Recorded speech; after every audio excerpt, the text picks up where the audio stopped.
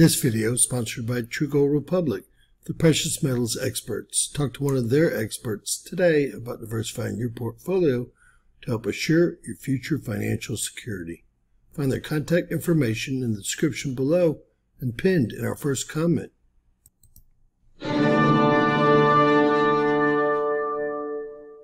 James Kaufman, World News Report today, July 5th, 2024. God bless you and yours no matter where you are in the world. Please subscribe, give us a thumbs up, ring that bell for critical future updates.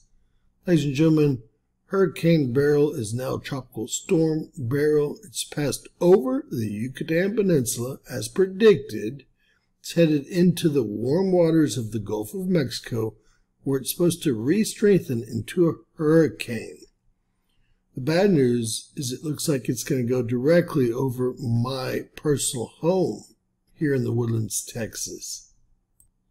Over to myfoxhurricane.com, we have the very latest and greatest. This is about 10 minutes old, 8 minutes old.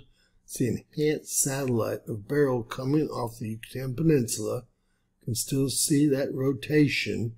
It is supposed to strengthen, I believe, only into a Category 1 hurricane, although you never know. I do know that the Biden administration does not want this hurricane to hit the Texas Gulf Coast because of all the oil and gas operations in that area, and because it would send oil and gas prices or gasoline prices higher, perhaps much higher, before the up-and-coming election.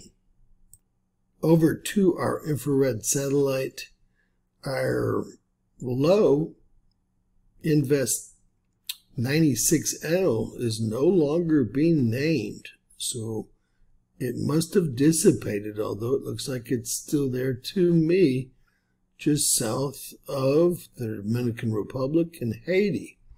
This is Beryl here, getting back into the Gulf of Mexico. What might be our saving grace is this front you see coming down from Dallas, actually stretching across the entire U.S., and that might save us, or that may cause extra disturbance, i.e. a low hitting a high right over the Texas coast. Taking a look at Tropical Storm Beryl's spaghetti models, they've moved much further north, as you can see, and almost all of them having the storm go over North Houston. I'm about 52 miles north of downtown Houston, so I'm not in a real good position based on these spaghetti models, although it should be a tropical low by the time it gets that far. We do have one model still taking it into Texas and then down into Mexico, and that's one of our more reliable models. Here we have the National Hurricane Center's official track. As of now, looks like it wants to make landfall Sunday evening as a Category 1. I believe it may strengthen into a Category 2, but I don't think it'll get much stronger than that. You would think with 86, 87 degree waters, it would strengthen much quicker. I think that they're looking at the wind shear that I pointed out on the last slide. And as you can see, after it makes landfall, they have it moving north. We have to see what happens there. Currently, they're saying winds at 70 miles per hour, which makes it a hurricane already. This was a 2 p.m. advisory. It's probably strengthened since then. Minimal central pressure, 986 millibars. Now, I went to the store for water yesterday. The shelves were empty, and I guess this is the reason why. This is windy.com. We're going to use their AI to see what happens to this storm. It looks like it's headed directly, eventually, over my home in the Woodlands, Texas here. And this is into Saturday. You can see it strengthening there and then dissipating. I would think it would continue to strengthen unless the wind shear gets involved here. They're predicting landfall as a Category 1, although this looks much stronger and it's taking it much further north. Looks like it could come in much stronger. This is Monday. Now let's stop this and go back to Sunday evening. I said it's going to make landfall about 8 p.m. This is 8 p.m. Sunday evening, and you can see it has strengthened here. We'll take it forward now.